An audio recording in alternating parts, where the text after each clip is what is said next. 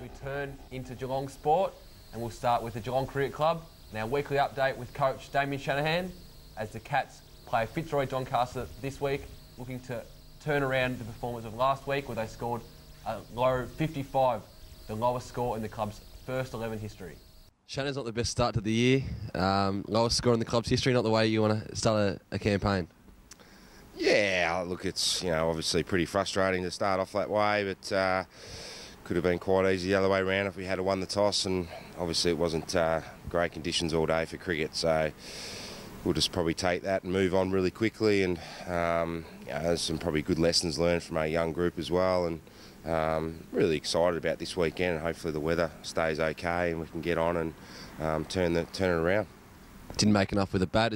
Do you chop a few heads now, or just stick with what you had?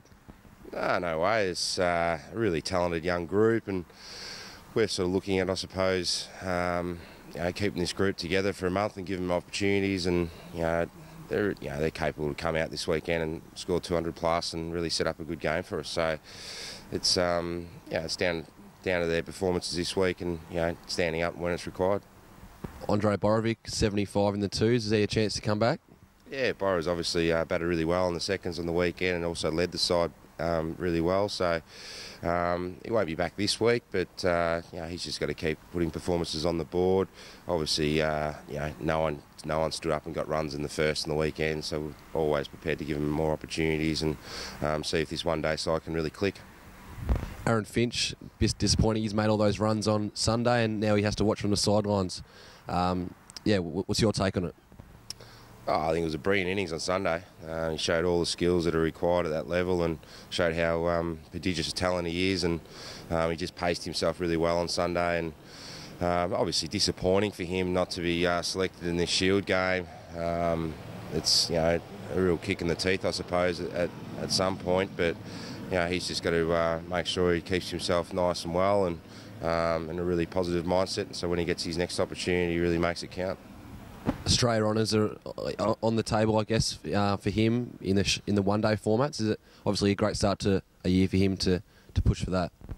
Absolutely. We saw last year with Peter Forrest, he came sort of from nowhere, from transferring from New South Wales to Queensland to get one-day international spot, and I think he played 15 or 16 games over the summer and over the winter programs. And Aaron's obviously, he's right up there in the mix, and he sort of knows what he needs to do and all that sort of stuff to get to that level. And I suppose it's just more about him just being able to, produce more hundreds like he did. And as we all saw, if he bats 35 overs, 40 overs, he's always going to make a big 100. So I'd say that'd be his prime target. And then, whatever happens at the next level happens. It's just a matter of taking care of business, what he can do. And he has to say in Queensland he can't come down and play against Fitzroy? Yeah, obviously he's 12th man up there and be supporting his teammates up there as much as possible. It'd be fantastic to have him down here in the form he's in and so forth, but that's what his responsibilities are, and that's where he'll stay.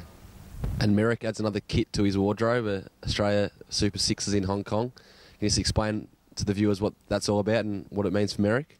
Yeah, well, the Hong Kong Sixes is it's been around for quite some time now, and all the international ICC sides have a team in it.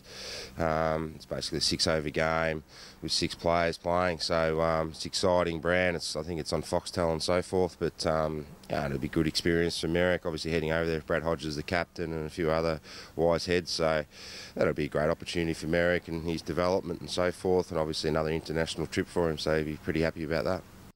Thanks, Shanners, and good luck for tomorrow. Now we turn to the world of Geelong local cricket.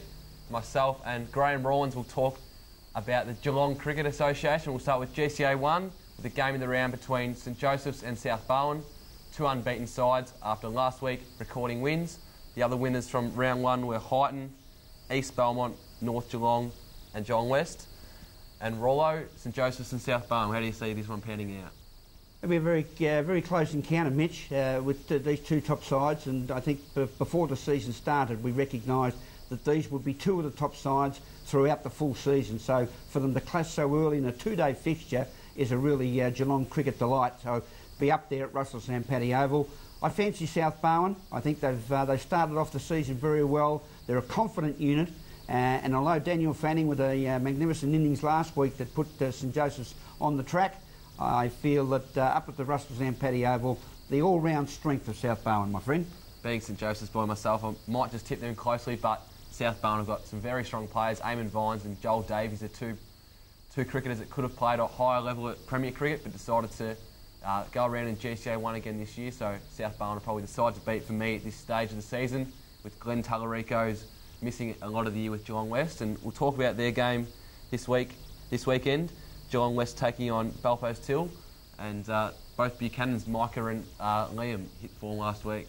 And will continue to hit form because I think that they have formed a springboard for run making at Geelong West. And Geelong West, last week made, I think, 4 for 276. That's a great start to a season in a one-day game, and going into a two-day game where they can really settle and grind out the runs. And Buchanan, Liam particularly, hitting loose, is going to be very, very difficult for Belpost Hill. The only thing up at Belpost Hill, on Myers Reserve, the wicket will have a bit of bounce in it, and the outfield will normally has a little bit longer grass because the council don't cut it as long. Yep. So the runs may not come as quickly, but I still think Geelong West too strong all round for Belpost Hill. Highton were a side that finished at the foot of the ladder last year, along with Manifold Heights, who have been demoted, and they take on North Geelong this weekend in another win. Who do you tip here? Well, Highton, congratulations. They'd be elated with their win last week over Belpost Hill, a great way to start the season. But the old Magpies, North Geelong at Osborne Park, they will be too strong again. I'm going for the Magpies, the black and white ones. Good morning, Dick Philpott, and I hope that the Magpies come home for you. Another game, East Belmont and Geelong City. Geelong City almost got their first win last over. Lost to St Joseph's last week. It must have been a close encounter of the third kind up there with the Geelong City Sharks, 165, going down to St Joseph's 9 for 167. They'll make a real game of this Geelong City, but with the combination of East Belmont's all-round strength, Christopher John Banbury leading the brigade there, at home, East Belmont. The other two games this morning, Leopold and Lara, and Newton and Shuol taking on Grovedale. And a quick mention of the GCA 2 game of the round between Manifold Heights and Warm Ponds, and the GCA 3 match of the round between Teesdale and the recently demoted Bell Park. That's all we have in local cricket. Return after the break for more in sport.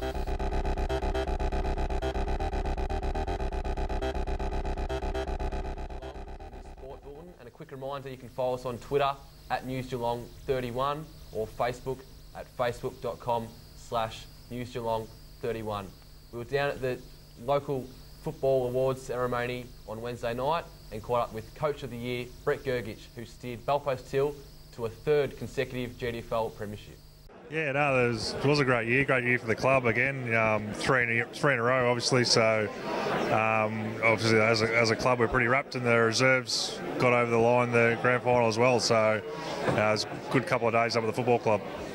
And after we had the presentations tonight, a great honour for you as Senior Coach of the Year, taking out the Peter Burke Award, and also the fact that you were involved in commencing the under-12s up at the Belpost Hill Football Club, creating a junior step forward.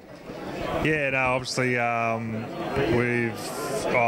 when I was a junior up at the club, we had really good juniors, and that's probably showing now. It's 19 out of about 22, I think, when we won the grand final this year, come through the juniors at Belpost Hill. So in the past, we've had really good juniors, and that's where we're probably pretty strong at the moment. But in recent last couple of years, we've probably struggled for junior teams, and last year we didn't have a team at all other than Auskick. So we put a fair bit of work in the off season to get in the side, and we had one team this year, an under-12s team, which I coached, and the aim is to get two teams next year.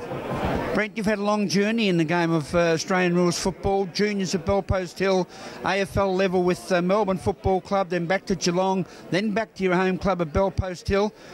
How long has it been, the journey so far?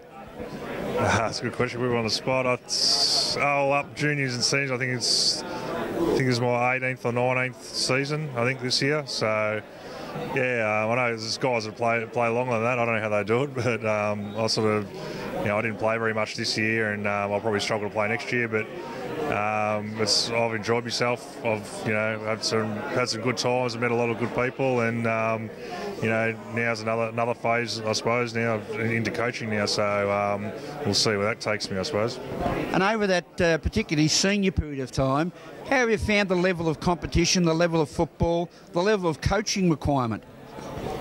Yeah, no, I've been lucky. A couple of guys tonight. The award's named after Peter Burke, who coached me as a junior, and I've got a heap of respect for him, and I learned a heap from him. And I was, lucky enough to be coached by other guys tonight who are here. Ronnie Watt was another great coach of mine who coached me to a premiership in 2002 at Geelong. So. And obviously AFL coaches Neil Danaher, Neil Baum, and Bomber Thompson, pretty successful coaches. So, I try and pick a little bit out of each of that, what those guys have done, and try and use it when I coach as well.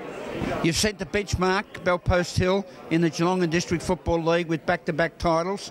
I understand you're not going to play on next year, but coach on next year. So there'll be a lot of expectations with back-to-back-to-back, maybe to back again. Yeah, no, definitely coaching again next year, and I'll see how I go body-wise playing, but yeah, it's highly unlikely again. But obviously we'll aim to play finals again, and we're in the process of signing up all our players. I think we've nearly signed up everyone, with probably a couple to go at the moment. So that'll be probably the key to us to being competitive again next year. And we'll aim to play finals. And as I said, and anything can happen there. As East Geelong snuck in this year, and they're only a couple of goals away from winning the flag. So once you make the finals, it's anyone's game. Thanks, Brett.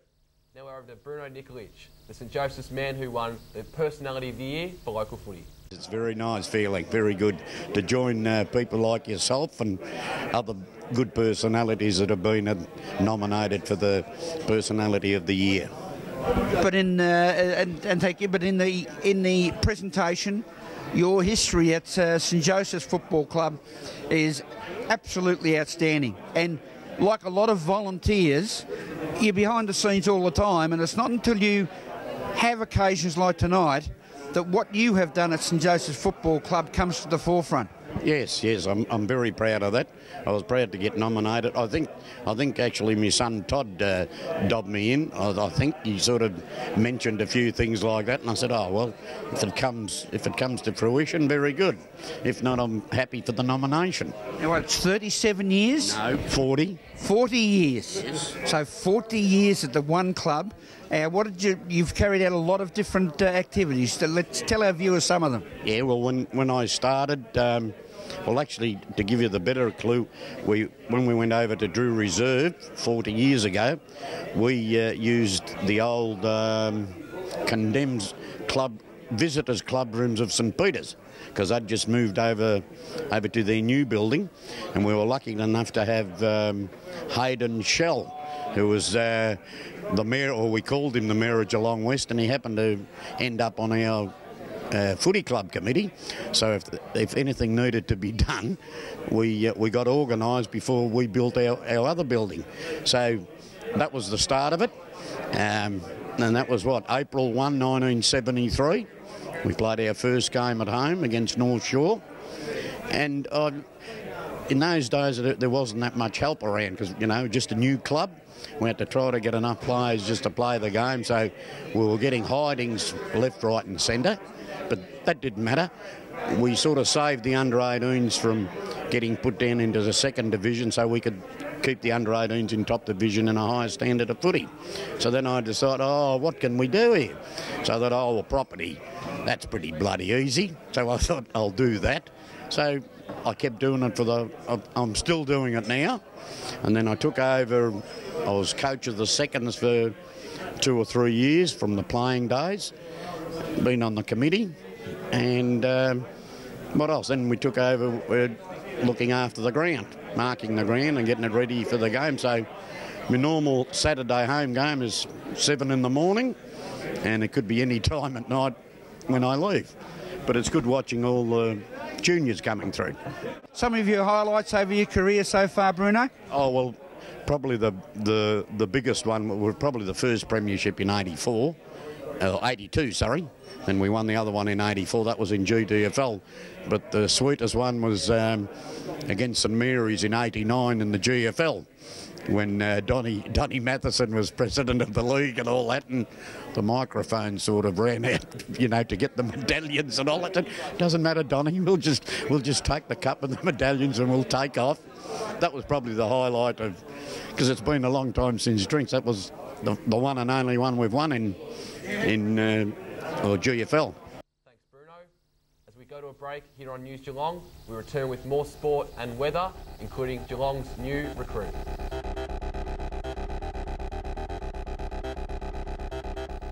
back to News Geelong, and we'll continue with the local footy flavour, speaking to Ron Brain, who was awarded the Commentator of the Year at Buckley's on Wednesday night.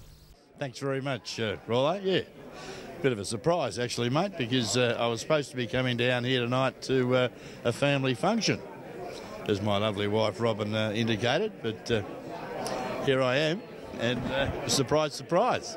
Not too often we have the opportunity to pull one over your eyes. No, it is not.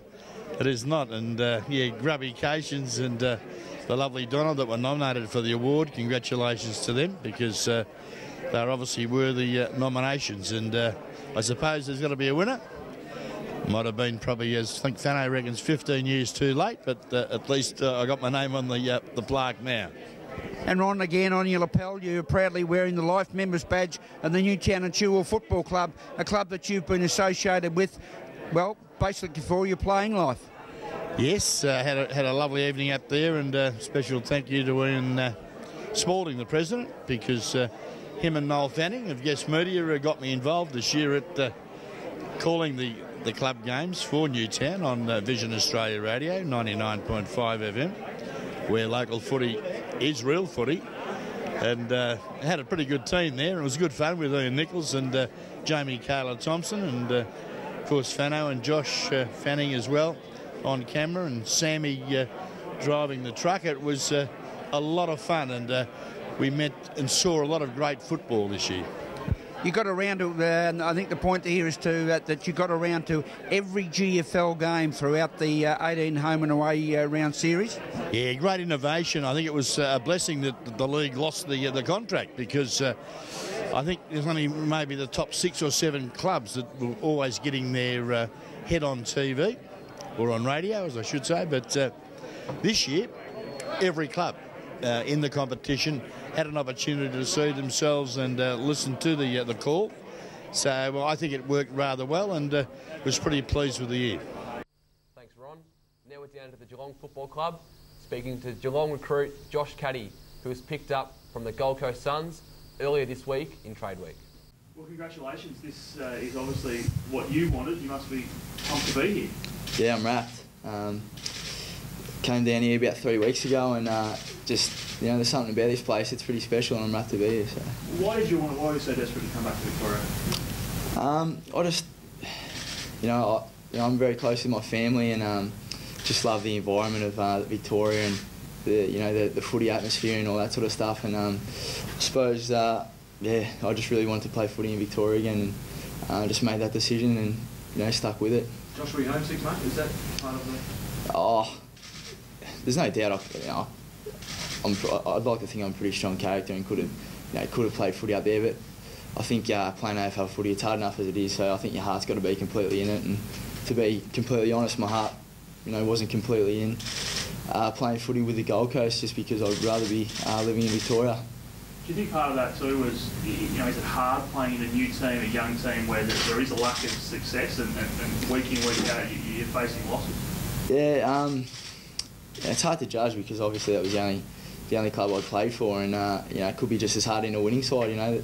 The players are always demanding, no matter what club you go to, I suppose, and I don't think that was a big factor, because I know that the Gold Coast is going to be very successful in the future, and that was something I had to walk away from. So I understand that. Yeah, I'm going to probably watch them have a fair bit of success in the future, but as I said, my heart was in coming back to Victoria, and that's what I've done. So I'm happy with the decision. Josh, I believe Joel Selwood and Jimmy Bartell may have given you a tour around Geelong about a week ago. Did that help influence your decision at all? Yeah, a couple of weeks ago when I came down here, those boys came as well, and showed me around and you know, had a chat to me and had a bit of a bite to eat with them. And yeah, definitely they're probably definitely two of the players I admire most in the competition, and to get to know them and learn off them, yeah, it's a dream really to play with those guys.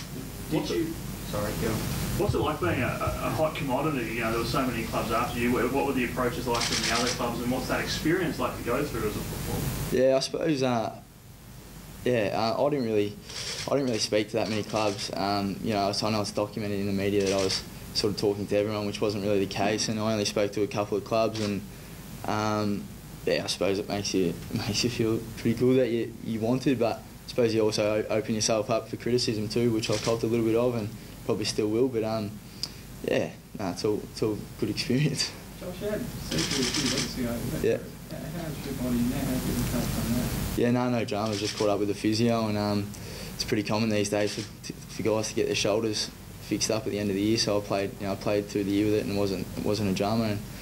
And it's all fixed now. So hopefully, come start of the year next year, round 1, I'll be ready to go.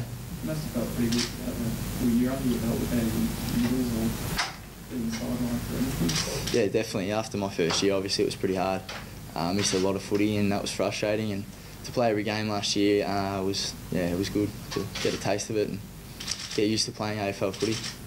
Was there a relief that the Suns came on board when you said you wanted to come back and made sure that they got the deal done and got you to where you wanted to go?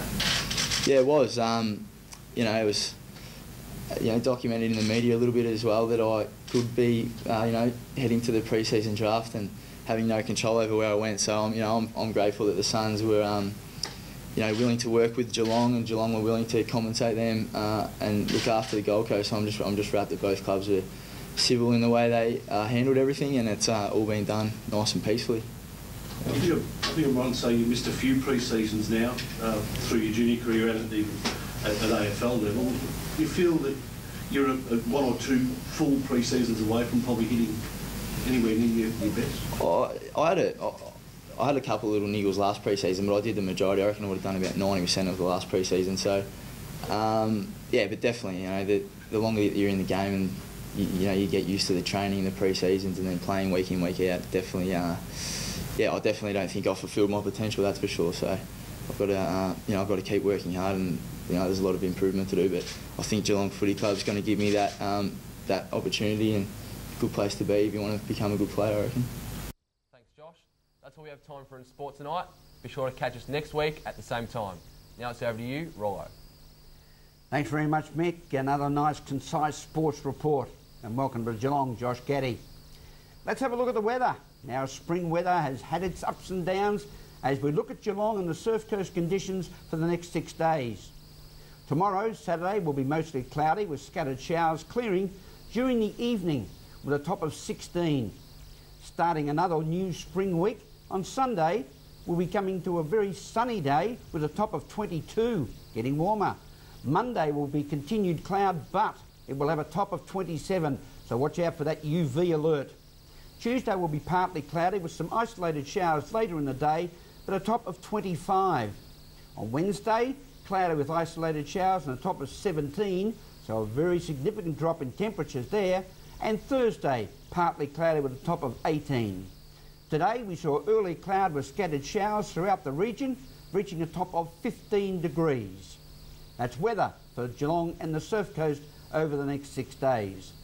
Thanks for being with us on News Geelong this Friday night, October 12, in the year of 2012. To two of our very regular and loyal viewers, Ian and Joyce McIntyre, we appreciate the supportive feedback that you give us, guys, and remember, take your time and smell the flowers. From all of us at News Geelong, you have a pleasant evening, a safe weekend, and a very good night. You spoke exceptionally well. The only thing I must admit, a little bit disappointed, we didn't mention the cricket. No, I had that on my list, but it's a footy night. We can save the cricket for another occasion, Rawlo. And of course, great memories of the E.J. Whitten, yeah, and other great memories that you've had over a long career, Ian. Yes, well, 32 years with the Coodabbeens, but it's coming up to 46 years since I started, no, not 45, I have to think about this properly. 1976 I started the Geelong 80. How long ago is that? 36 years ago.